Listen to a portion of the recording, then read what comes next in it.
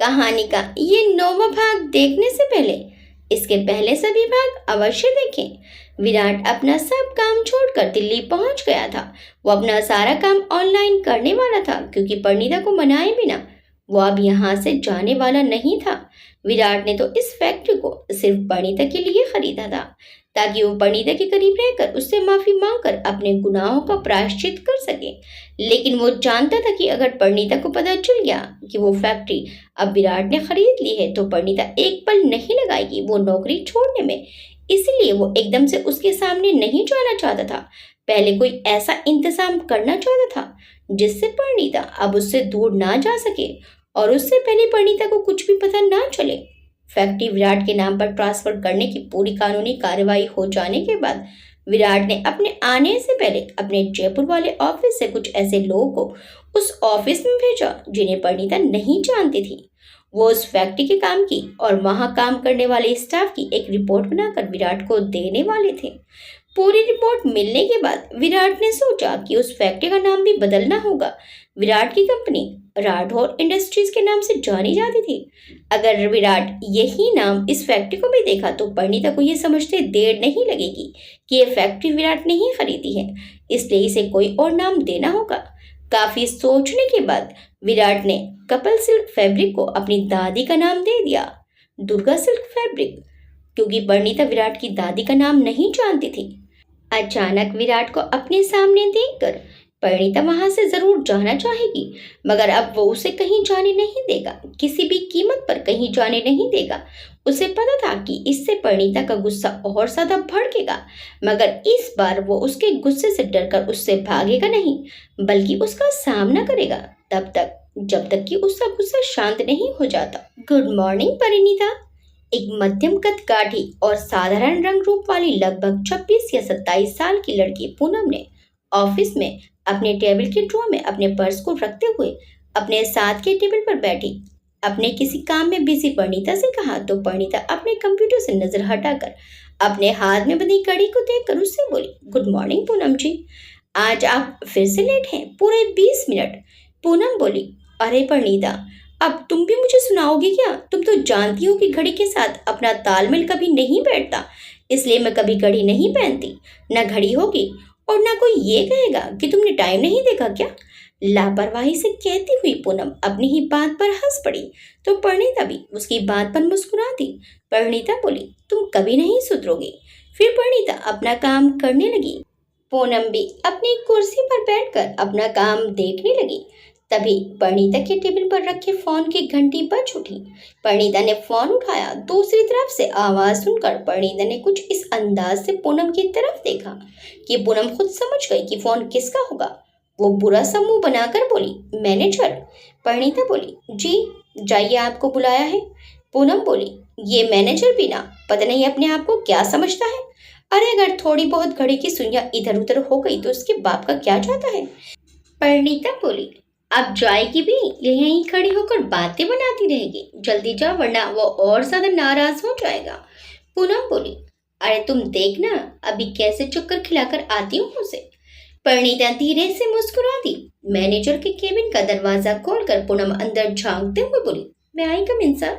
Manager Poonam की तरफ देखकर बोला, आइए ना, आप वहाँ क्यों खड़ी हैं, प्लीज अंदर आइए।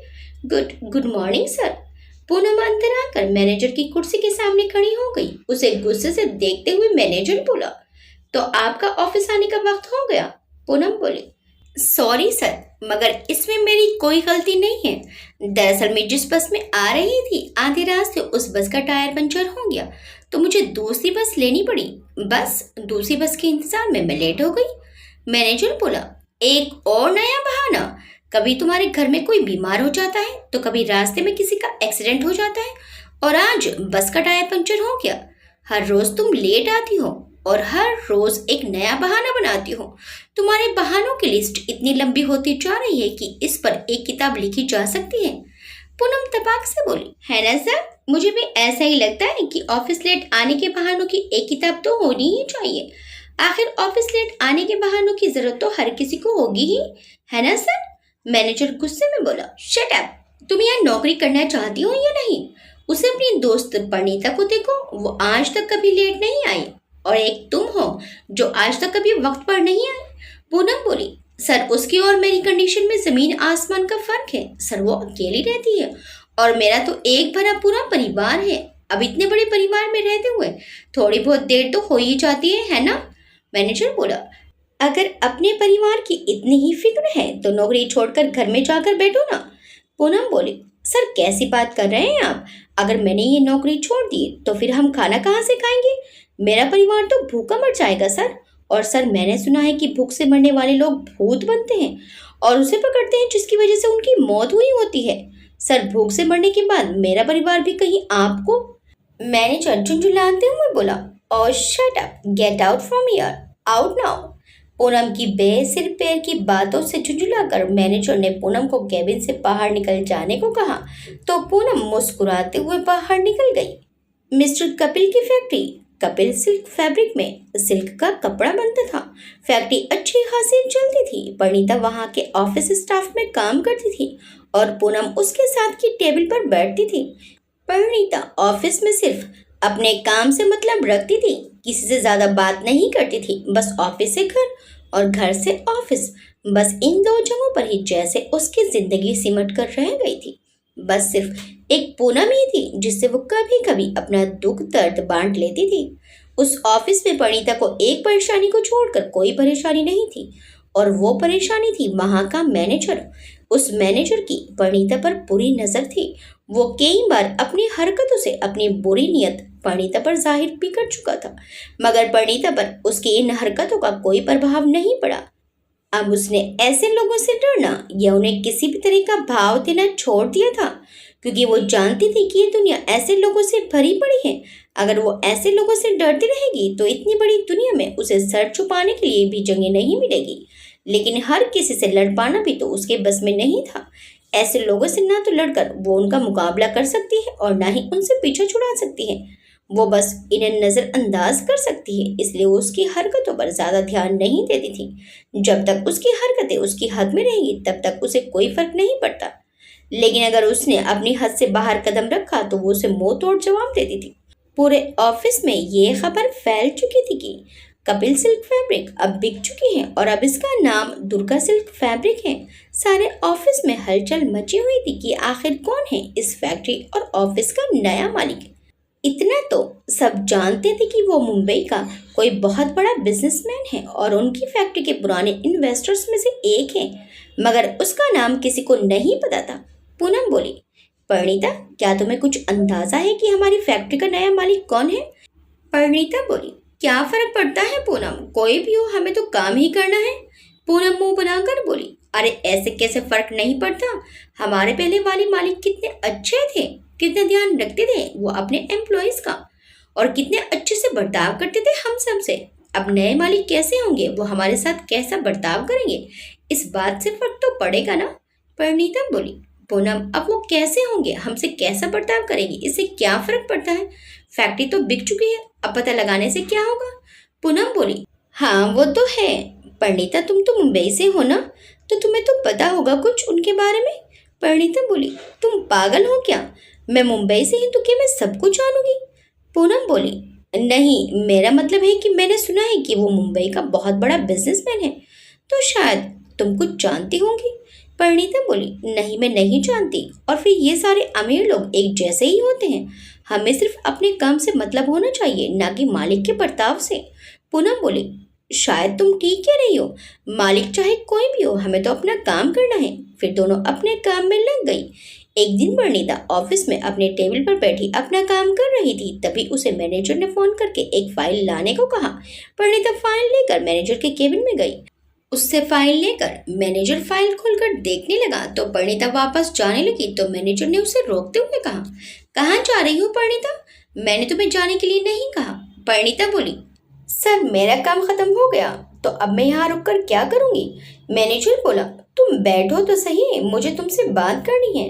परिणीता बोली, इट्स ओके सर, मैं ठीक हूँ, आप कहिए क्या बात करनी है आपको। मैनेजर बोला, तुम अगर इस तरह खड़ी रहोगी तो मैं बात नहीं कर पाऊंगा, तुम बैठ जाओ। मजबूर होकर परिणीता कुर्सी खींच कर बैठ गई। मैनेजर बोला, तुम मेरे केबिन में आती हो तो तुम्हें जाने की इतनी जल्दी क्यों होती है। क्या मैं इतना बुरा हूँ जो तुम मेरे साथ 2 मिनट बैठना भी पसंद नहीं करती? परिणीता बोली, सर मैं यहाँ काम करने के लिए आती हूँ और काम करने के ही मुझे पैसे मिलते हैं। यहाँ कौन बुरा है या कौन अच्छा है ये जानने की मुझे फुर्सत नहीं है सर, और ना ही कोई ज़रूरत है। मैनेजर बोला, तुम्हारी यही बात तो मुझे अच्छी लगती है परिणीता। एक अदा है तुम में जो तुम्हें दूसरों से अलग करती है और तुम्हारी इसी अदा पर मेरा दिल फिदा है। परिणीता बोली, आप मुझसे कोई बात करना चाहते थे सर? परिणीता ने बात का रुख बदलने की कोशिश की तो मैनेजर बोला, परिणीता ये तो तुम जान ही गई होंगी कि हमारी फैक्ट्री अब बिक चुकी है और जिसने ये फैक्ट्री खरीदी है वो मुंबई का एक जाना माना बिजनेसमैन है। मुझे नहीं पता कि उन्होंने ये फैक्ट्री क्यों खरीदी, क्योंकि ये फैक्ट्री उनके बिजनेस के लेवल की है ही नहीं। खैर हमें इससे क्या, मैं तो तुमसे ये कहना चाहता हूँ कि जिन्होंने ये फैक्ट्री खरीदी है मुंबई में उनका बहुत बड़ा बिजनेस है, तो मुझे नहीं लगता कि अपना इतना बड़ा बिजनेस छोड़कर वो यहाँ आएंगे। उनके पास इतना वक्त ही कहाँ होगा जो इस फैक्ट्री में बर्बाद करेंगे। इसलिए अब इस फैक्ट्री का सारा काम मुझे ही संभालना होगा। मतलब कि अब इस ऑफिस में मेरा हुक्म चलेगा, यहाँ वही होगा जो मैं कहूँगा। मैं जिसे चाहे नौकरी पर रख सकता हूँ और जिसे चाहे नौकरी से निकाल सकता हूँ, मुझसे कोई सवाल नहीं करेगा। फिर वो परिणीता को ललचाई सी नजरों से देखते हुए बोला, मगर मैं तुम्हें बहुत पसंद करता हूँ परिणीता। अगर तुम मुझे खुश रखोगी तो मैं तुम्हें इस ऑफिस में कोई प्रॉब्लम नहीं होने दूंगा। परिणीता बोली, सर मुझे वैसे भी यहाँ कोई प्रॉब्लम नहीं है, मैं यहाँ अपने काम से बहुत खुश हूँ। मैनेजर बोला, अरे यहाँ काम की बात कौन कम बखत कर रहा है?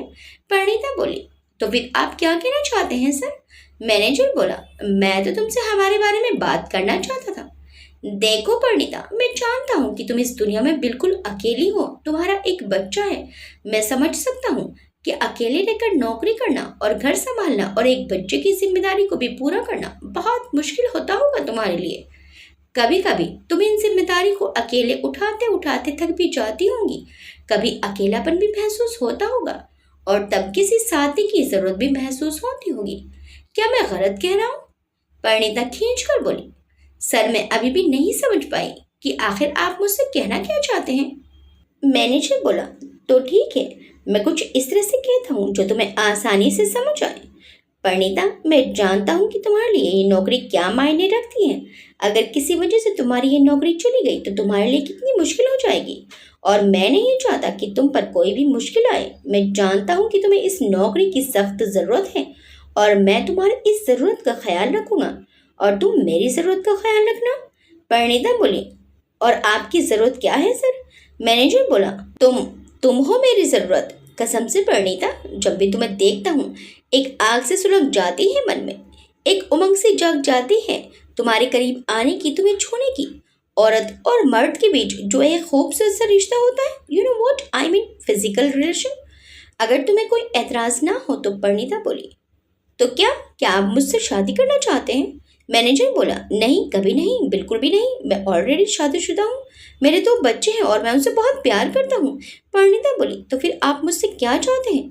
परिणीता के इस सवाल पर वो अपनी कुर्सी से उठकर परिणीता के पास आ गया और उसके सामने टेबल के ऊपर बैठ गया और बोला, वही जो कोई भी मर्द किसी जवान और खूबसूरत औरत से चाहता है। तुम मेरी ज़रूरत पूरी कर दो और मैं तुम्हारी हर ज़रूरत पूरी करूँगा।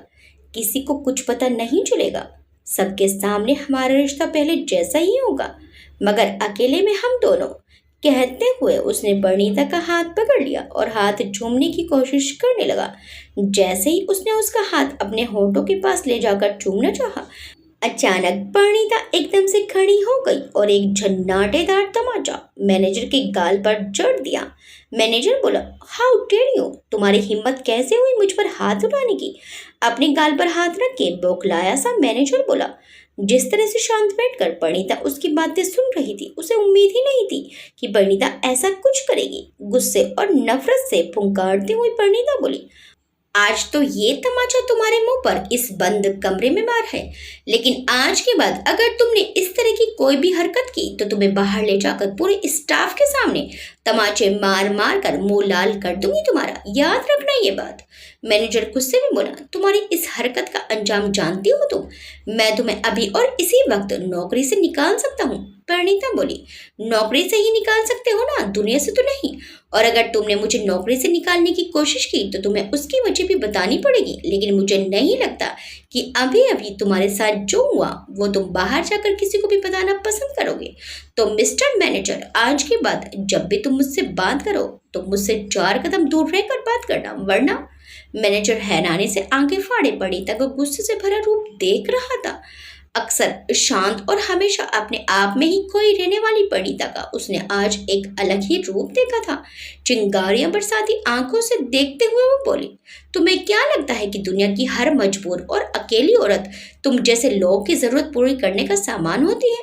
उसका अपना कोई वजूद नहीं होता, अपना कोई अस्तित्व नहीं होता। तुम जैसे घटिया सोच रखने वाले लोगों ने ही हम जैसी औरतों का समाज में नाम खराब कर रखा है। नियत में तुम्हारी खोट होता है और इल्जाम तुम हम पर लगाते हो। आज तो की है ये बात, दोबारा मत करना, वरना आज तो एक ही बार बस कर दिया, दोबारा मारूंगी तो गिनती नहीं करूंगी। परिणीता की नफरत से सुलगती आंखें जैसे अंगारे बरसा रही थी। उसका ये रूप देखकर कुछ पल के लिए तो मैनेजर भी घबरा गया। उसे चेतावनी देकर परिणीता केबिन से बाहर निकल गई। उसके जाने के बाद मैनेजर अपने गाल को सहलाते हुए खुद से ही बोला, तुम्हें आज का ये थप्पड़ बहुत भारी पड़ेगा परिणीता, इसका अंजाम तो तुम्हें भुगतना ही पड़ेगा। तुमने इस बंद कमरे में मुझे जो तमाचा मारा उसका तो किसी को पता नहीं चला, मगर मैं जो तुम्हारे साथ इस बंद कमरे में करूंगा उसका पता सारी दुनिया को चलेगा। गुस्से से बड़बड़ाती हुई परिणीता अपनी कुर्सी पर आकर बैठ गई। उसे इतने गुस्से में देखकर पूनम समझ गई कि मैनेजर ने आज फिर उसे परेशान करने की कोशिश की होगी। पूनम बोली, क्या बात है परिणीता, तुम इतनी गुस्से में क्यों हो? क्या आज फिर मैनेजर ने कुछ कहा क्या? परिणीता बोली, समझता क्या है वो अपने आप को? मैं अगर अकेली हूँ तो क्या उसे अधिकार मिल गया मुझसे बदतमीजी करने का? यह अधिकार उसे किसने दिया कि वो मुझसे इतनी गंदी बात करे? पूनम बोली, रिलैक्स परिणीता, शांत हो जाओ, बताओ तो सही क्या हुआ। रोते हुए परिणीता ने पूनम को सारी बात बता दी, जिसे सुनकर पूनम हैरान रह गई। पूनम बोली, क्या उसने तुमसे ऐसी बात की? इतनी हिम्मत बढ़ गई है उसकी? परिणीता बोली, आज तक तो वो दूर से ही गंदी नजरों से देखता था, मगर आज तो उसने मेरा हाथ तक पकड़ लिया। मुझसे रहा नहीं गया तो मैंने भी उसे एक करारा सा चांटा मार दिया। पूनम बोली, तमाचा तो तूने मार दिया परिणीता, मगर अब आगे इसका अंजाम क्या होगा मैं वो सोच रही हूँ। परिणीता रोते हुए बोली, मुझे अंजाम के बारे में नहीं सोचना, जो होगा देखा जाएगा, मगर अब मैं अपनी जिंदगी के साथ खेलने का अधिकार किसी को नहीं दूंगी। पूनम बोली, हाँ परिणीता, एक तरह से तुमने ठीक ही किया। अगर तुम आज ऐसा ना करती तो उसके हौसले और बढ़ जाते। बस अब तुम शांत हो जाओ, मत सोचो उसके बारे में। पूनम के समझाने पर परिणीता शांत होकर अपनी कुर्सी पर बैठ गई और अपने काम में ध्यान लगाने की कोशिश करने लगी। मैनेजर की उस हरकत पर परिणीता ने गुस्से में आकर उसे थप्पड़ तो मार दिया, मगर अब वो थोड़ी चिंता में पड़ गई थी कि कहीं उससे थप्पड़ का बदला लेने के लिए वो उसे नौकरी से ना निकाल दे। अगर उसने ऐसा किया तो फिर वो क्या करेगी और कहाँ जाएगी? आजकल नौकरी इतनी आसानी से तो नहीं मिलती है, फिर कहाँ वो नौकरी की तलाश में दर बदर भटकेगी। मगर जो हो, उसकी उस गलत हरकत को वो चुपचाप सहन भी तो नहीं कर सकती थी। उसकी बढ़ती हरकतों को रोकना भी तो जरूरी था। गुस्से के साथ साथ परिणीता के माथे पर चिंता की रेखाएं भी थी। उसके मन की उधेड़पुन भांपते हुए पूनम उससे बोली, परिणीता, अगर तुम बुरा ना मानो तो एक बात कहूँ। परिणीता बोली, कहो। पूनम बोली, तुम शादी क्यों नहीं कर लेती? परिणीता चौंक कर बोली, शादी? कौन करेगा मुझसे शादी? पूनम बोली, क्यों, क्या कमी है तुम में? तुम खूबसूरत हो, पढ़ी लिखी हो और कमाती भी हो, कोई भी तुमसे खुशी से शादी करेगा। परिणीता बोली, एक बात कहना तो तुम भूल गई, एक बच्चे की माँ भी हूँ। पूनम बोली, अरे तो क्या हुआ अगर तुम्हारा एक बच्चा है तो? जिन लोग के बच्चे होते हैं क्या वो लोग शादी नहीं करते? परिणीता बोली, जाने देना पूनम, क्या बात लेकर बैठ गई, हम कोई और बात करें। पूनम बोली, मैं जब भी तुमसे शादी की बात करती हूँ तुम टाल देती हो, आखिर क्यों? क्योंकि मैं इस बारे में कुछ बात ही नहीं करना चाहती। पूनम, कितनी बार तुमसे कहा है मैंने कि मुझसे शादी जैसे वाहियात विषय पर बात मत किया करो, और भी गम है जहाँ में एक शादी के सिवा। पूनम उसकी तरफ देखकर बोली, परिणीता, तुम क्यों अपनी जिंदगी बर्बाद कर रही हो? मैं तुम्हें 5 साल से देख रही हूँ, एक वीरान सी जिंदगी जीते हुए। ना खुशी ना गम, किसी चीज का जैसे एहसास ही नहीं है तुम्हें। जो बीत चुका है उसे भूल जाओ परिणीता, और आगे की जिंदगी को संवारो, फिर देखना सब ठीक हो जाएगा। परिणीता बोली, सब ठीक हो जाएगा क्या? इतना आसान है ये? अगर सब कुछ भुला देना इतना आसान होता तो जिंदगी इतनी मुश्किल ना होती। प्रॉब्लम तो यही है ना पूनम, कि कुछ भी आसान नहीं है। पूनम बोली, लेकिन जब तुम्हारी जिंदगी में कोई साथी आ जाएगा तो उसकी मदद से, उसके प्यार से तुम सब भूल जाओगी, और मैनेजर जैसे लोगों की बुरी नजर का सामना भी नहीं करना पड़ेगा। परिणीता बोली, ऐसे लोगों का सामना करना मैंने अब सीख लिया है। मुझे अपनी रक्षा करने के लिए किसी सहारे की जरूरत नहीं। पूनम बोली, लेकिन परिणीता, अगर तुम किसी का सहारा ले लोगी तो क्या बिगड़ जाएगा? परिणीता बोली, छोड़ ना पूनम इस बात को, जो जैसा है वैसा रहने दे। मैं और युवराज हम दोनों काफी हैं एक दूसरे के लिए।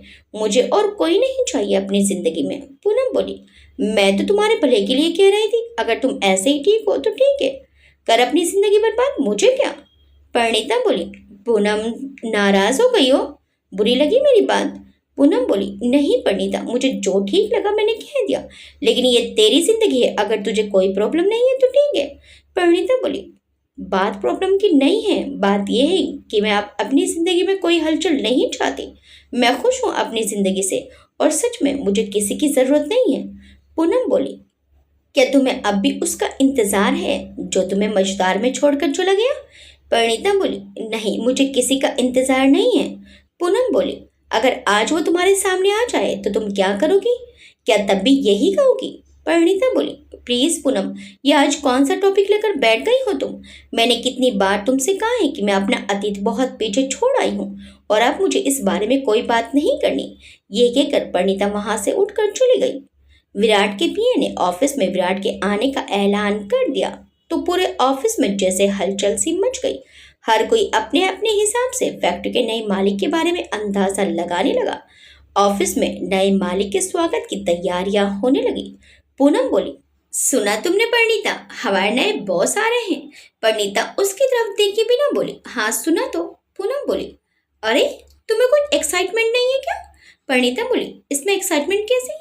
नए बॉस के आने से हमारे लिए क्या बदल जाएगा? पूनम बोली, हाँ वो तो है, मगर फिर भी थोड़ी बहुत टेंशन तो होती है ना। सुना है कि बहुत बड़े बिजनेसमैन है, वो बहुत अमीर है, ये ज्यादा पैसे वाले बहुत घमंडी होते हैं ना, पता नहीं वो हमारे साथ कैसे पेश आएंगे। परिणीता बोली, पूनम इतना मत सोचो, वो जो कोई भी है जैसा भी है, हमें उससे कोई फर्क नहीं पड़ना चाहिए। उसने फैक्ट्री खरीदी है, हमें नहीं खरीदा, जो तुम इतना घबरा रही हो। हाँ, मगर तुम्हारी जो लेट आने की आदत है, तुम्हें उस पर थोड़ा कंट्रोल करना पड़ेगा। पूनम बोली, वही तो प्रॉब्लम है, सुना है वक्त के बड़े पाबंद हैं। परिणीता बोली, फिर तो तेरे लिए बाकी में प्रॉब्लम की बात है। परिणीता ने शरारत से मुस्कुरा कर कहा। पूनम बोली, मजाक मत कर यार, पता नहीं अब मेरा क्या होगा। परिणीता उसे ऐसे देखकर हंस पड़ी। विराट अपनी फैक्ट्री में आया तो हर किसी ने खुश होकर खूबसूरत फूलों के हार से उसका स्वागत किया। ऑफिस के सभी लोग उसके आकर्षक व्यक्तित्व से प्रभावित हो रहे थे।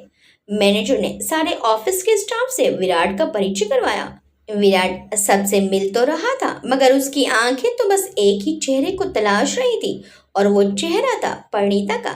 दिल में एक डर भी था कि जब वो एकदम से विराट को अपने सामने देखेगी तो क्या करेगी, तो विराट के साथ कैसा बर्ताव करेगी। विराट सबसे मिलते हुए यहाँ वहाँ देख रहा था, मगर उसे परिणीता कहीं नजर नहीं आई। फिर जब वो अपने केबिन में जाते हुए पूनम के पास से गुजरने लगा तो उसने देखा कि पूनम के साथ वाली टेबल खाली है। खाली टेबल देखकर वो रुक गया और पूनम की तरफ देखकर बोला, ये सीट खाली क्यों है? यहाँ कोई नहीं बैठता क्या? बैठती है ना सर, यहाँ परिणीता बैठती है। पूनम के बोलने से पहले मैनेजर बोल पड़ा। विराट बोला, परिणीता इस वक्त कहाँ है वो? कहीं नजर तो नहीं आ रही? विराट के पूछने पर मैनेजर परिणीता की शिकायत करने लगा। सर बहुत ही लापरवाह किस्म की औरत है, कोई भी काम ठीक से नहीं करती, जब जी चाहे छुट्टी करके घर बैठ जाती है। दरअसल कपिल सर की सर चढ़ाई हुई है सर, इसीलिए मनमानी करने की आदत पड़ गई है उसे। मैनेजर के मुंह से परिणीता की बुराई सुनकर विराट को गुस्सा आ गया। उसने गुस्से से आंखें निकालकर मैनेजर की तरफ देखा और बोला, हमने आपसे नहीं पूछा और ना आपसे किसी का कैरेक्टर सर्टिफिकेट मांगा है। यहाँ कौन कैसा काम करता है वो हम खुद देख लेंगे, आप बस अपने काम पर ध्यान दीजिए। विराट के डांट से मैनेजर का मुंह लटक गया। फिर विराट पूनम की तरफ देखकर बोला, हाँ तो हम आपसे कुछ पूछ रहे थे, आप बोलिए। पूनम बोली, सर परिणीता का सुबह फोन आया था कि आज वो नहीं आ पाएगी, उसकी तबीयत ठीक नहीं है। मैंने मैनेजर साहब को बता दिया था। विराट बोला, तबीयत ठीक नहीं है, क्या हुआ है उन्हें? पूनम बोली, ये तो नहीं पता सर, बस उसने इतना ही बताया कि वो ठीक नहीं है इसलिए आ नहीं पाएगी। विराट बोला, ओके कहकर विराट आगे जाने लगा। फिर वो पलट कर फिर से पूनम से बोला, by the way your name? Sir Poonam. Virat बोला, पूनम नाइस नेम। परिणीता और आप? पूनम बोली, सर परिणीता मेरी बहुत अच्छी दोस्त हैं। फिर वो मैनेजर की तरफ देखकर उसे ताना देने के अंदाज में बोली, और वो बहुत अच्छी है और बहुत मन लगाकर काम करती है। विराट उसे देखकर मुस्कुराया, फिर आगे बढ़ गया। विराट पूरा दिन ऑफिस के काम में उलझा रहा, पर उसे बार बार परिणीता का ख्याल आ रहा था। आज तो वो उसका सामना करने से बच गया, पर कल तो सामना हो ही जाएगा। कैसे करेगा वो परिणीता का सामना? दूसरे दिन परिणीता जब ऑफिस पहुंची तो पूनम को अपने से पहले आई देखकर चौंक गई और हैरानी जताते हुए उसके पास जाकर बोली, गुड मॉर्निंग पूनम जी, ये आज अचानक सूरज किधर से निकल आया? पूनम बोली, क्यों क्या हुआ? परिणीता बोली, पूनम जी और वक्त पर ऑफिस, ताज्जुब की बात है ना? पूनम चिढ़कर बोली, क्यों, क्या मैं वक्त पर ऑफिस नहीं आ सकती? परिणीता बोली, नहीं नहीं आ सकती हो। क्यों नहीं आ सकती?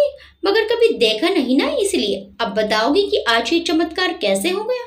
पूनम बोली, वो हमारे नए बॉस आए हैं ना, तो उनके सामने पहले ही दिन में अपना इंप्रेशन खराब नहीं करना चाहती थी, इसलिए जल्दी आ गई। परिणीता बोली, ओह तो ये बात है। पूनम बोली, कल तुम्हें क्या हुआ था, तुम क्यों नहीं आई? तुम जानती हो ना कि कल हमारे नए बॉस आने वाले थे, पता है तुम्हारे बारे में पूछ भी रहे थे।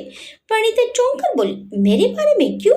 परिणीता अपने टेबल पर बैठकर अपना पर्स अपने टेबल के ड्रॉर में रखते हुए बोली। फिर पूनम ने उसे सब बताया। फिर बोली, वाह परिणीता, क्या आदमी है यार, और क्या पर्सनैलिटी है। He is so handsome. मुझे तो लग रहा था कि कोई बुढ़ा घुसट होगा और अपना चश्मा नीचे करके अपनी आंखों से लगाकर हमें देखा करेगा, मगर ये एकदम जवान है और चाल ढाल बोल चाल में क्या रोब है उसका। सच परिणीता, पहली ही नजर में दिल चुरा ले ऐसा शानदार इंसान है वो।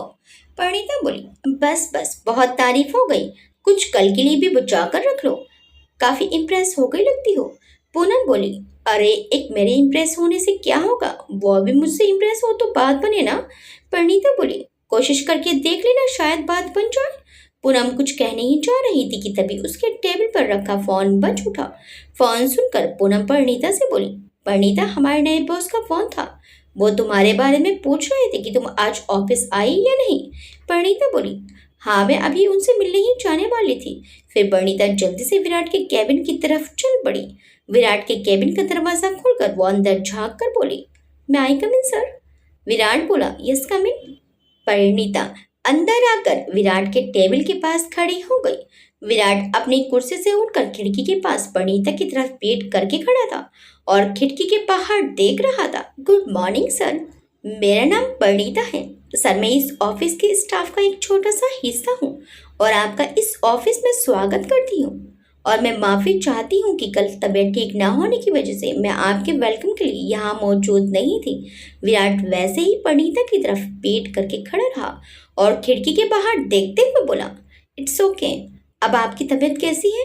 परिणीता बोली, मैं ठीक हूँ सर, आप मेरे बारे में पूछ रहे थे, मुझसे कोई काम था सर? विराट बोला, नो बस वैसे ही। परिणीता बोली, तो क्या मैं अब जा सकती हूँ सर? हाँ हाँ यू कैन गो। विराट उसकी तरफ पलटे बिना ही बोला। परिणीता बोली, थैंक यू सर। कहकर परिणीता जाने लगी तो विराट बोला, सुनो। जी सर। परिणीता विराट की तरफ देखकर बोली तो विराट बोला, अपनी सेहत का ख्याल रखा करो। विराट की बात से हैरान सी परिणीता कैबिन से बाहर निकल गई। उसके जाने के बाद विराट पलटकर दरवाजे की तरफ देखकर अपने आप में बोला, उफ चली गई ये विराट, जिससे सारी दुनिया डरती है, जिससे बात करते हुए लोगों को सोचना पड़ता है, वो विराट इस लड़की के सामने जाने से डर रहा है, और तो और उससे बचने के लिए पीट करके खड़ा हो गया। बेटा विराट, बैंड तो बज रही है आपकी, जितनी जल्दी हो सके हिम्मत इकट्ठी कर लो उसको पैस करने की। कब तक चुपोगे अपनी शेरनी से? पता नहीं ये घायल शेरनी मेरा क्या हाल करने वाली है। आज तो गया हूं तुम्हारे पास परिणीता, मगर तुम्हारा सामना करने की हिम्मत कहाँ से लाऊं? Really I can do that. इतने सालों की तलाश के बाद परिणीता उसके बिल्कुल पास थी, तो विराट को उसके सामने आने की हिम्मत ही नहीं हो रही थी। जिंदगी में आज पहली बार विराट को यह महसूस हुआ कि गुनाह करना कितना आसान है, मगर अपने गुनाह का सामना करना कितना मुश्किल है। वो परिणीता के सामने आने से डर रहा था, क्योंकि वो जानता था कि जैसे ही परिणीता उसे अपने सामने देखेगी तो अपने दिल में सालों से दबी नफरत वो विराट पर निकाल देगी। उसकी नफरत की उन्हीं तीरों का सामना करने से विराट घबरा रहा था। विराट अपने केबिन में बैठा सीसीटीवी के जरिए परिणीता को देखता रहता। ये परिणीता बिल्कुल बदल गई थी। वो खामोशी से चुपचाप अपना काम करती रहती। विराट का उसको अपने सीने से लगाने का बहुत मन करता, मगर उसके सामने जाने की हिम्मत नहीं कर पाता। जब भी परिणीता उसके पास किसी काम की वजह से आती तो विराट किसी न किसी तरह से अपने आप को उससे छुपा लेता। ऐसे ही कई दिन गुजर गए, विराट को परिणीता के सामने आने से खुद को बचाते हुए। ऐसे ही एक दिन लंच ब्रेक के टाइम परिणीता और पूनम खाना खाकर थोड़ी देर के लिए आराम कर रही थी। तब पूनम ने परिणीता से पूछा, हमारे नए बॉस तुम्हें कैसे लगे? परिणीता बोली, वैसे ही जैसे सबको लगे। पूनम बोली, नहीं, मेरा मतलब है हमें जैसे लग रहा था कि वो इतने अमीर हैं तो थोड़े घमंडी या अकड़ू टाइप के होंगे, मगर वो तो वैसे बिल्कुल नहीं है। एकदम शांत और सुलझे किस्म के इंसान लगते हैं। अमीर का गुरूर तो बिल्कुल भी नहीं है उनमें, है ना? परिणीता बोली। पूनम, मेरा तजुर्बा तो यही कहता है कि ये जरूरी नहीं कि चेहरे से अच्छे दिखने वाले लोग अंदर से भी अच्छे हों। कभी कभी चेहरे धोखा भी दे जाते हैं। पूनम खींचकर बोली। परिणीता, तुम हर बात को इतना निगेटिव क्यों लेती हो? क्यों इतनी कड़वाहट भरी है तुम्हारे मन में? परिणीता बोली। जाने दो पूनम, लंच ब्रेक खत्म होने वाला है, चलो चलते हैं। पूनम बोली, नहीं परिणीता, मैं जानना चाहती हूँ ऐसा क्या हुआ है तुम्हारे साथ जो तुम्हारा लोगों पर से विश्वास उठ गया है। हम 5 सालों से एक दूसरे को जानते हैं, मगर मुझे ऐसा लगता है कि मैं तुम्हें जानती ही नहीं हूँ। तुमने कभी मुझे अपने बारे में ज्यादा कुछ नहीं बताया। परिणीता बोली, क्या जानना चाहती हो तुम मेरे बारे में? जितना जानती हो क्या उतना काफी नहीं? पूनम बोली, परिणीता, हम दोस्त हैं और दोस्त अपने सुख दुख एक दूसरे से साझा करते हैं, मगर तुमने कभी अपने बारे में कुछ नहीं बताया। कभी कभी लगता है कि तुम्हारे साथ कुछ बहुत बुरा हुआ है जो तुम्हें अंदर ही अंदर मार रहा है। पूनम की बात से परिणीता की आंखों में आंसू भर गए। परिणीता बोली, जख्मों को कुरेदने से तकलीफ के सिवा कुछ हासिल नहीं होगा। पूनम बोली, मगर जो जख्म कभी भरे ही नहीं उनका दर्द बांटने से थोड़ा कम तो हो जाएगा ना।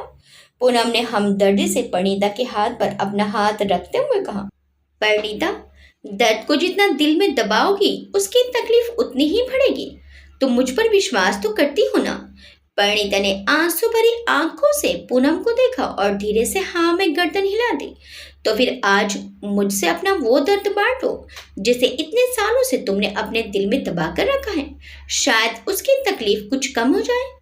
परिणीता बोली, नहीं पूनम, ये तकलीफ ऐसी नहीं जो बांटने से कम हो जाए। ये तकलीफ मेरी जिंदगी का वो हिस्सा है जो ना कभी मिटेगा और ना कभी कम होगा। उसकी तकलीफ मुझे जिंदगी भर सहनी है। पूनम बोली, तो फिर मुझे अपनी उस तकलीफ का हिस्सेदार बना लो। परिणीता बोली, पूनम बोली, तुमने कभी मुझे युवराज के पापा के बारे में नहीं बताया। कई बार तुमसे पूछना चाहा, मगर तुम्हें तकलीफ ना हो इसलिए मैंने कभी पूछा नहीं। मगर आज मैं जानना चाहती हूँ, कौन है, कहाँ है? इतने सालों में तुमने कभी उसका जिक्र नहीं किया और ना उसने कभी तुमसे किसी तरह से कांटेक्ट करने की कोशिश की। ना कोई फोन, ना कोई खत, कुछ भी नहीं। आखिर ऐसा क्या हुआ जो वो तुम्हें छोड़कर चला गया? पूनम की बात सुनकर परिणीता की आंखों के आगे विराट का चेहरा आ गया और वो सब उसकी आंखों के आगे घूमने लगा जो 7 साल पहले उसके साथ हुआ था।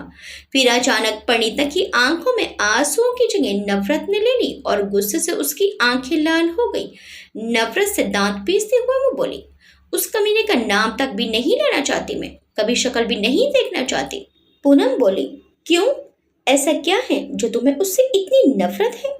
परिणीता बोली, तुम्हारे लिए क्या इतना जानना काफी नहीं कि मैं उसका कभी जिक्र तक नहीं करना चाहती? वो शख्स मेरी जिंदगी का वो नासूर है जो ना मुझे जीने देता है और ना मुझे मरने देता है। पूनम बोली, कौन है वो, कहाँ है? सब लोग बस इतना ही जानते हैं कि तुम्हें प्रेग्नेंट करके वो तुम्हें छोड़कर चला गया, मगर मुझे ये कहानी कुछ और लगती है। तुम्हें ना उसके लौटने का इंतजार है और ना उसके बारे में कुछ भी जानने की उत्सुकता। क्यों? परिणीता बोली। किसका इंतजार करूं मैं? उसका जिसे मेरी जिंदगी को नर्क बना दिया। क्यों उसके बारे में जानने की उत्सुकता हो मुझे, जो अपनी 2 पल की हवस मिटाने के लिए मेरी पूरी जिंदगी से खेल गया? और क्या करोगी तुम उसके बारे में जानकर? एक जबरदस्ती करने वाले के बारे में जानने के लिए तुम इतनी उत्सुक क्यों हो? परिणीता के मुंह से जबरदस्ती शब्द सुनकर पूनम का मुंह खुला का खुला रह गया और वो बोली, बलात्? परिणीता आंसू भरी आंखों से बोली, हाँ, युवराज किसी के प्यार की निशानी नहीं, मेरे साथ हुई जबरदस्ती का नतीजा है। इतना कहकर परिणीता वहां से उठकर चली गई और पूनम हैरानी से वहीं बैठी रह गई। बच्चों की स्कूल की छुट्टी होने वाली थी। विराट स्कूल के गेट के बाहर अपनी गाड़ी में स्कूल की छुट्टी होने का इंतजार कर रहा था। जैसे ही छुट्टी हुई, विराट गाड़ी से बाहर निकलकर बेचैनी से स्कूल से बाहर आते बच्चों में युवराज को ढूंढने लगा।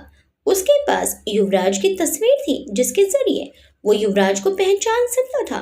और फिर वो दूर से ही युवराज को परिणीता के साथ भी देख चुका था, जब वो चोरी से परिणीता को देखने आया था।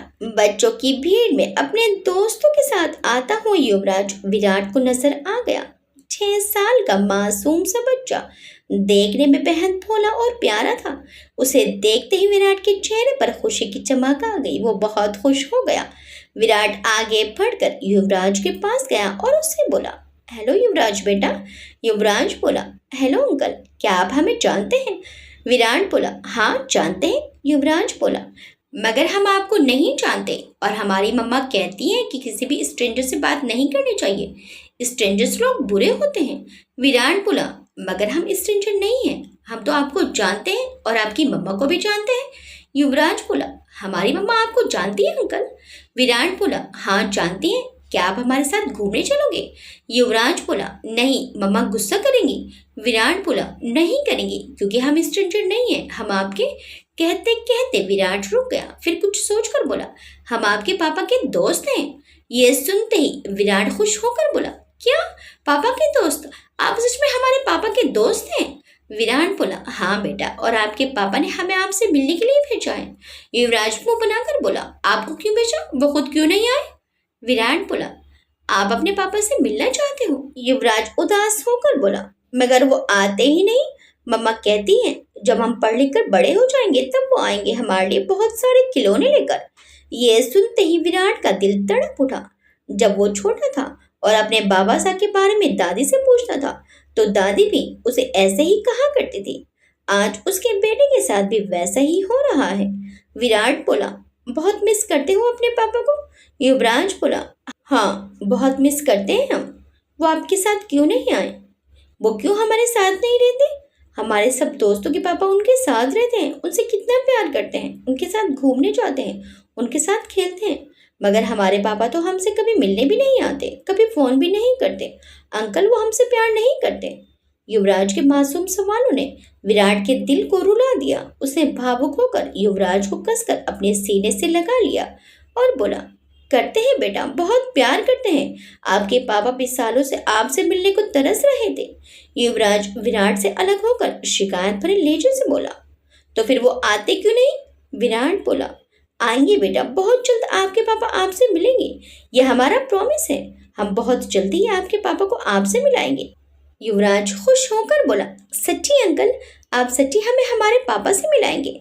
विराट बोला, हाँ बेटा, लेकिन अभी आप ये बात अपनी मम्मा को मत बताना, हम उन्हें सरप्राइज देंगे, ओके? युवराज बोला, ओके अंकल, अब आप जाइए, आपका रिक्शा आपका वेट कर रहा है, हम फिर आपसे मिलने आएंगे।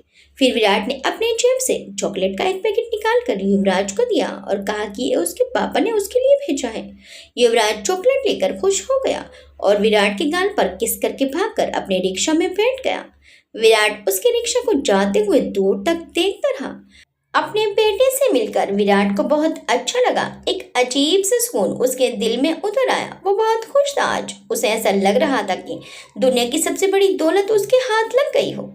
काफी दिनों तक विराट परिणीता के सामने आने से बचता रहा, मगर कब तक एक दिन परिणीता कुछ जरूरी कागजात लेकर विराट के साइन लेने के लिए उसके कैबिन में गई उस वक्त विराट अपने लैपटॉप में कुछ काम कर रहा था कि अचानक परिणीता ने दरवाजे को नॉक किया।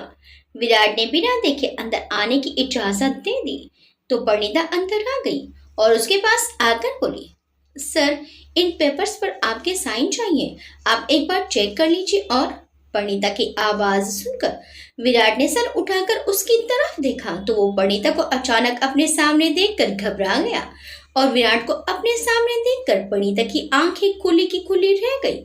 उसका अतीत, उसका घिनौना अतीत आज बरसों बाद फिर उसके सामने था। विराट को अचानक सामने देखकर परिणीता की आंखों के आगे अंधेरा छाने लगा और वो चकराकर गिरने लगी। तो विराट एकदम से अपनी कुर्सी से उठा और उसे अपनी बाहों में संभाल लिया। परिणीता ने आंखें खोलकर देखा, विराट उसके एकदम पास था। उसने खुद को संभाला और अगले ही पल उसकी आंखों में विराट के लिए नफरत भर गई। परिणीता गुस्से में बोली, तुम? फिर एकदम से विराट को पीछे धकेलते हुए बोली, दूर हटो मुझसे। विराट बोला, परिणीता, एक बात, मेरी बात सुन लो। परिणीता बोली, मुझे तुम्हारी कोई बात नहीं सुननी। मगर तुम यहाँ कैसे? विराट बोला, मैंने फैक्ट्री खरीद ली है, अब मैं तुम्हारा बॉस हूँ। परिणीता ने उसे हैरानी से देखा और पूछा, ओह, तुम पहले से ही जानते थे कि मैं यहाँ नौकरी करती हूँ, इसलिए तुम इतने दिनों से ये आंख मिचोली का खेल खेल रहे थे। मुंबई का बड़ा बिजनेसमैन है, भगवान, मुझे पहले क्यों समझ में नहीं आया। विराट बोला, परिणीता, मैं तुमसे। विराट के कुछ कहने से पहले परिणीता उसे नफरत से घूरती हुई कैबिन से बाहर निकल गई। विराट उसे आवाजें देता रहा मगर वो नहीं रुकी। गुस्से और दुख के मिले जुले भाव उसके चेहरे पर थे।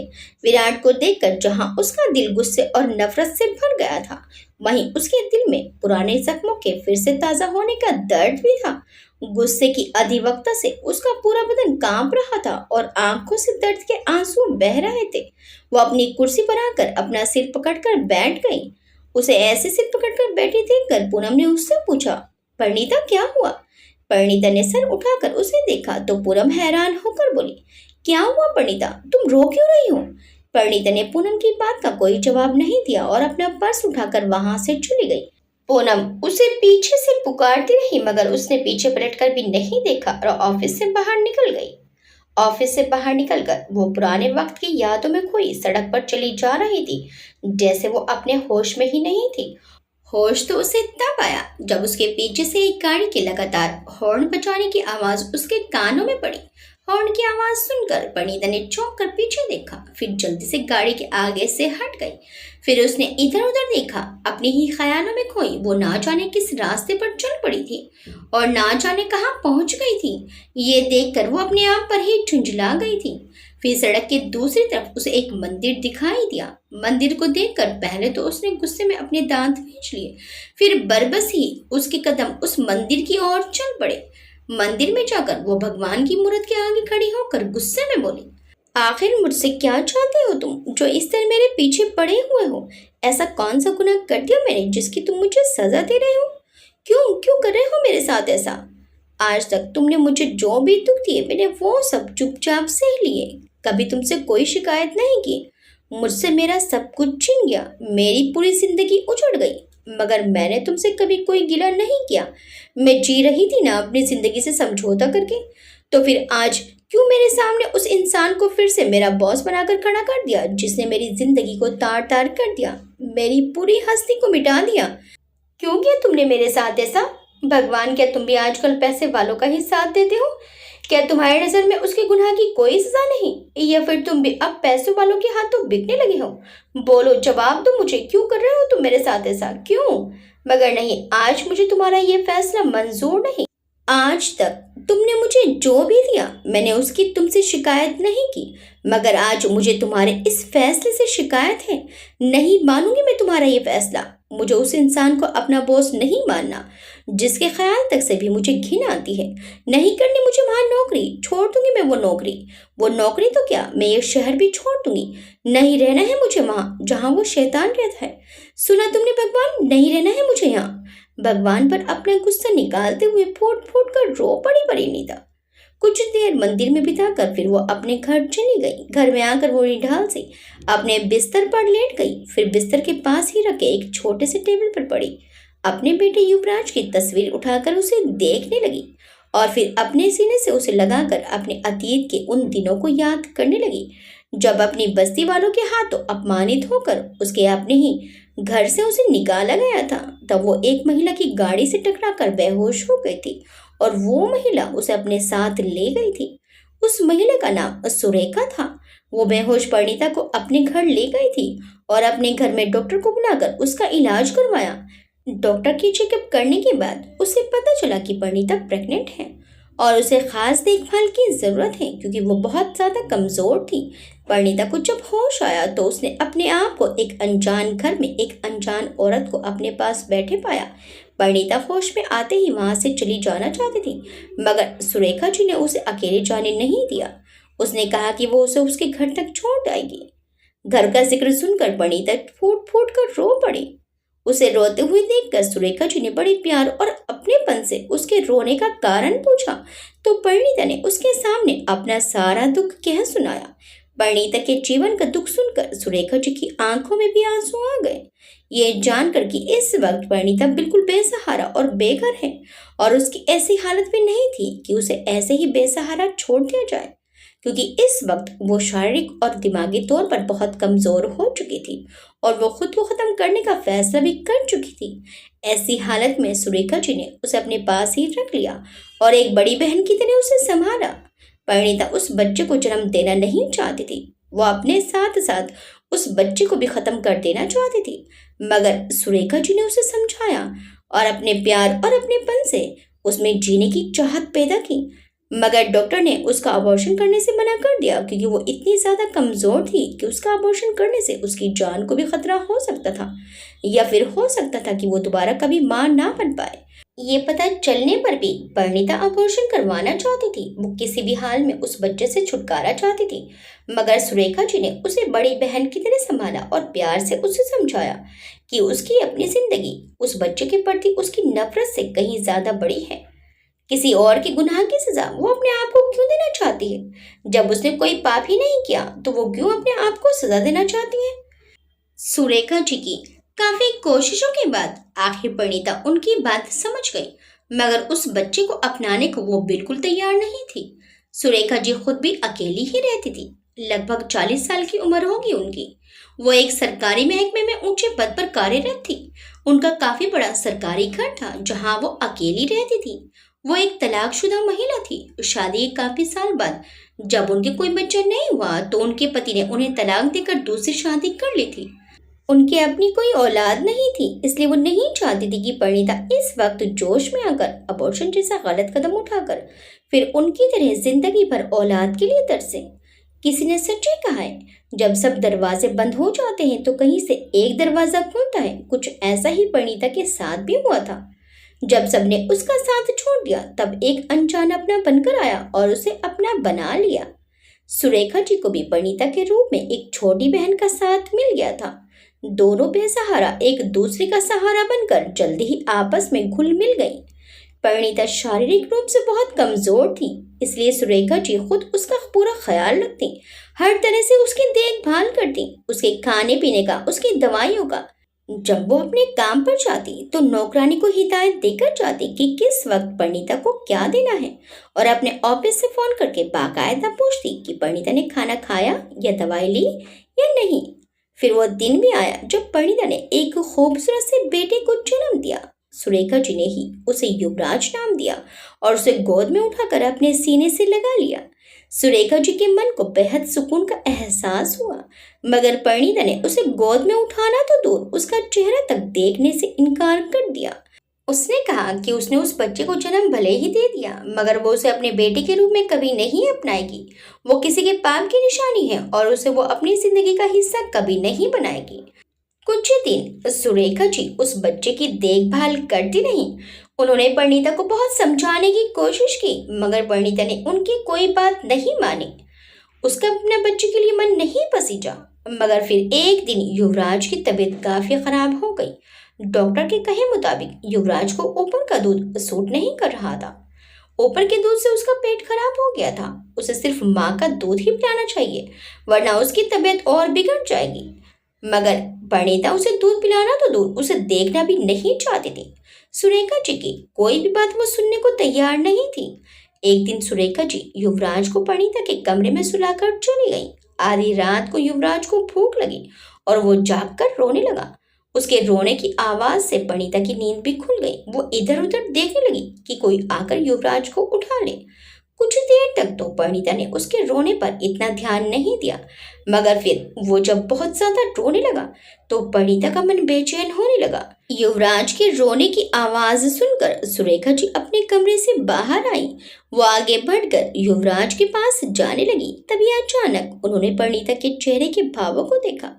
वो बेचैनी से अपने दोनों हाथों को मसल रही थी और अपने होठों को दांतों में दबा रही थी और बार बार झूले में पड़े रोते हुए नन्हे युवराज को देख रही थी। सुरेखा जी ने भांप लिया कि युवराज का भूख से बिलखना परिणीता से बर्दाश्त नहीं हो रहा। उसके अंदर की माँ की ममता जाग रही है, तो वो दरवाजे पर छुप कर खड़ी हो गई और देखने लगी कि कब ममता का बांध टूटता है और एक औरत की नफरत पर माँ की ममता की जीत होती है। परिणीता बार बार दरवाजे की तरफ देख रही थी कि सुरेखा जी आकर युवराज को उठाएंगी और उसे दूध देंगी, मगर काफी देर तक जब सुरेखा जी नहीं आई तो परिणीता उठकर युवराज के झूले के पास जाकर खड़ी हो गई और झूला झुलाने लगी।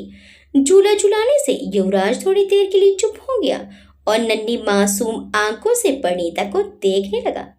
परिणीता ने आज पहली बार उसे देखा था। वो इतना प्यारा था कि परिणीता उस पर से अपनी नजर नहीं हटा पाई।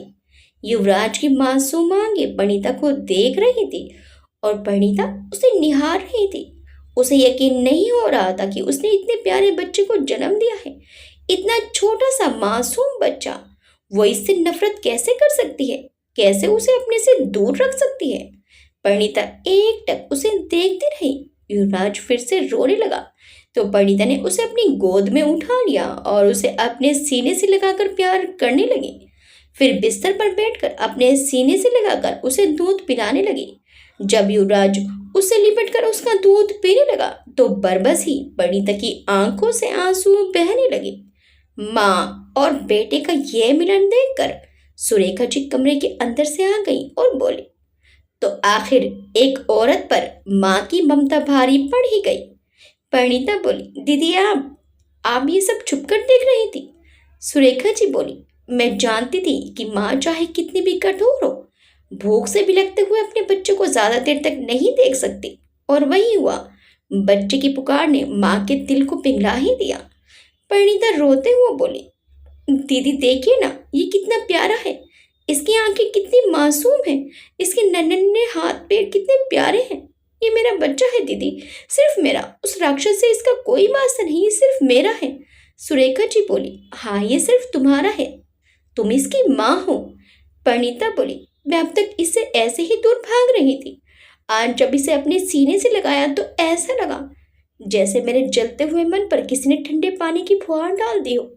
आप ठीक कहती थी दीदी, ये मेरा अंश है। मैं जैसा इसे बनाऊंगी ये वैसा बनेगा। ये उस विराट जैसा नहीं बनेगा, ये एक अच्छा इंसान बनेगा। सुरेखा जी बोली, इसमें हमेशा अपने आप को देखना, कभी विराट को इसमें मत तलाशना, वरना तुम इससे प्यार नहीं कर पाओगी। परिणीता, इसे ही तुम्हारी जरूरत नहीं है, बल्कि तुम्हें भी इसकी जरूरत है, क्योंकि तुमने अपना सब कुछ खोकर इसे पाया है और अब यही तुम्हारा सब कुछ है और इसी के साथ तुम्हें अपना हर सपना पूरा करना है। तुम दोनों एक दूसरे का सहारा हो। अब तुम अपनी जिंदगी की सारी कड़वी यादों को भुलाकर अपना सारा प्यार इस पर लुटा दो। बस फिर से ये जिंदगी तुम्हें अपने आप खूबसूरत लगने लगेगी। परिणीता ने मुस्कुराकर अपनी गोद में सोए युवराज को देखा, फिर प्यार से उसका माथा चूमकर उसे अपने सीने से लगा लिया। परिणीता सुरेखा जी के साथ 2 साल तक रही। सुरेखा जी का प्रमोशन होकर उनका ट्रांसफर इंग्लैंड में हो गया। सुरेखा जी परिणीता को छोड़कर जाना नहीं चाहती थी, मगर परिणीता ने उन्हें जोर देकर जाने के लिए मजबूर कर दिया। वो नहीं चाहती थी कि उसकी खातिर वो अपनी तरक्की का मौका खो दे। और फिर अब परिणीता अपनी जिंदगी के हालातों से लड़ना सीख चुकी थी और अब वो खुद को दुनिया से मुकाबला करने को तैयार कर चुकी थी। अब उसे जीना था एक माँ के रूप में अपने बच्चे के लिए। अब उसकी सारी दुनिया युवराज में सिमट चुकी थी। सुरेखा जी ने परिणीता को बेसहारा नहीं छोड़ा। जिस घर में वो रह रही थी वो घर सरकारी था, तो वो घर उन्हें छोड़ना पड़ेगा। सुरेखा जी दिल्ली की रहने वाली थी। तो उन्होंने परिणीता को अपनी जान पहचान के मिस्टर कपिल से परिणीता के बारे में बात की और परिणीता के सारे हालात के बारे में उन्हें बताया। तो उन्होंने अपने ऑफिस में परिणीता को नौकरी पर रख लिया और एक किराए पर घर भी लेकर दे दिया। परिणीता को नौकरी के लिए मुंबई छोड़कर दिल्ली में आना पड़ा। वैसे भी परिणीता मुंबई में रहकर अपने बेटे की परवरिश नहीं करना चाहती थी। परिणीता दिल्ली में आकर मिस्टर कपिल के ऑफिस में नौकरी करने लगी और उनके दिलाए हुए किराए के घर में रहने लगी। ऑफिस में पूनम से उसकी अच्छी दोस्ती हो गई थी। पूनम काफी हंसमुख और मिलनसार थी। जल्दी ही वो दोनों काफी अच्छी दोस्त बन गई थी। परिणीता युवराज को एक बच्चा संभालने वाले क्रेच में छोड़कर नौकरी पर जाती थी।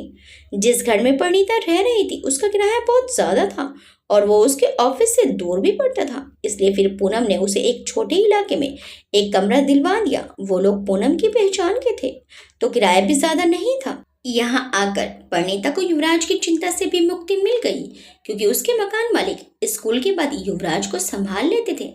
अब परिणीता सिर्फ अपने बेटे युवराज के लिए ही जी रही थी। बेटे के प्यार और उसकी परवरिश में अपने सारे दुख दर्द भूल गई थी। सारी कड़वाहट युवराज के प्यार की मिठास में घुल गई थी। उसकी सारी दुनिया युवराज में सिमट चुकी थी। अपना सब कुछ खोकर उसने युवराज को पाया था। अब वो अपनी पूरी जिंदगी युवराज पर लुटा देना चाहती थी और सिर्फ उसी के लिए जीना चाहती थी। यहाँ तक कि अब उसने अपने दिल से बदले की भावना भी निकाल दी थी। वो अपना सारा दर्द, सारी तकलीफ, नफरत अब उसके दिल के एक कोने में दफन हो चुकी थी। युवराज का मासूम चेहरा देखकर उसके दिल को सुकून मिलता था। युवराज जब 3 साल का हुआ तो परिणीता युवराज को स्कूल में दाखिला दिलाने के लिए गई तो वहां उसे युवराज के पिता के नाम की जरूरत पड़ी। परिणीता ने उन्हें बताया कि युवराज के पिता उनके साथ नहीं रहते। उसने बहुत कहा कि वो युवराज को माँ के नाम से दाखिला दे मगर वो लोग नहीं माने। तो मिस्टर कपिल जो सुरेखा जी को अपनी बेटी जैसी मानते थे और सुरेखा जी उन्हें परिणीता की जिम्मेदारी देकर गई थी और वो अब परिणीता को भी अपनी बेटी जैसी ही मानने लगे थे। तो उन्होंने स्कूल के प्रिंसिपल को परिणीता के सारे हालात के बारे में बताया और उन्होंने प्रिंसिपल से रिक्वेस्ट की कि वो युवराज को स्कूल में माँ के नाम के साथ ही दाखिला दे। मिस्टर कपिल की सिफारिश से युवराज का स्कूल में दाखिला हो गया माँ के नाम के साथ, मगर उसे अपने आप को तलाकशुदा लिखवाना पड़ा। नन्हा युवराज माँ के आंचल से निकलकर स्कूल के खुले वातावरण में पहुंच गया था।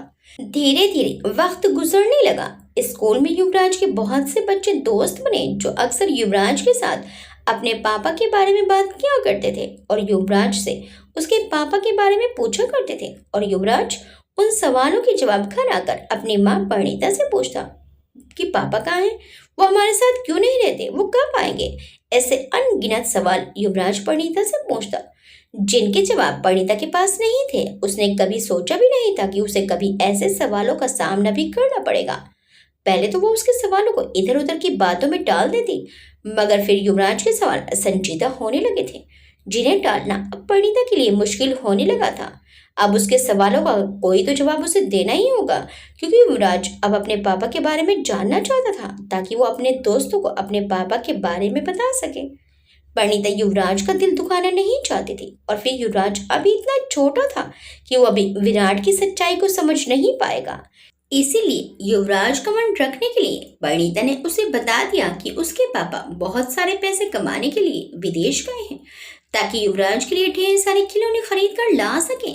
जब वो ढेर सारे पैसे कमा लेंगे तब वो आ जाएंगे। इतने युवराज पढ़ लिख कर बड़ा हो जाएगा। युवराज ने ये बात अपने दोस्तों को बताई और फिर ये बात सारे मोहल्ले में फैल गई कि युवराज के पापा विदेश में नौकरी करते हैं। नन्हा युवराज मन ही मन अपने पापा के लौटने का इंतजार करने लगा। वो पूरा मन लगाकर पढ़ता ताकि जल्दी से पढ़ लिख कर बड़ा हो जाए और फिर अपने पापा से मिल सके। अपने अनदेखे अनजाने पापा के लिए युवराज के दिल में अनजाने में ही लगाव होने लगा था। वो अक्सर परिणीता से अपने पापा के बारे में पूछता रहता। परिणीता युवराज के बेतुके सवालों से पीछा छुड़ाने के लिए उसे झूठी कहानियां बनाकर सुना देती। परिणीता के लिए युवराज की खुशी ही सब कुछ थी। उसके चेहरे की मासूम सी मुस्कुराहट देखकर वो अपने सारे गम भूल जाती। उसकी प्यारी बातों से उसके पूरे दिन की थकावट उतर जाती।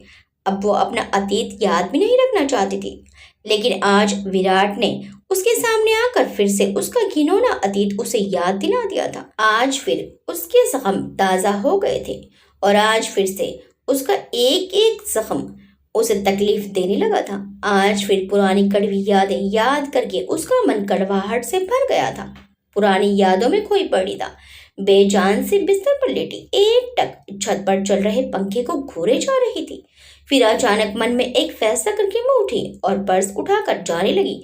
जैसे ही वो दरवाजा खोलकर बाहर जाने लगी कि दरवाजे पर खड़े विराट को देखकर पूरी तरह से चौंक गई। आगे क्या होगा? विराट परिणीता के घर क्यों आया? परिणीता को मनाने के लिए वो क्या करेगा? क्या परिणीता वहां से सब कुछ छोड़कर चली जाएगी? क्या विराट अब उसे जाने देगा? देखिए इस कहानी के अगले भाग में। आपको ये कहानी कैसी लगी हमें कमेंट करके जरूर बताइएगा। वीडियो चल गई तो वीडियो को लाइक शेयर सब्सक्राइब करना मत भूलिएगा। मिलते हैं इस कहानी के अगले भाग में। Till then bye bye.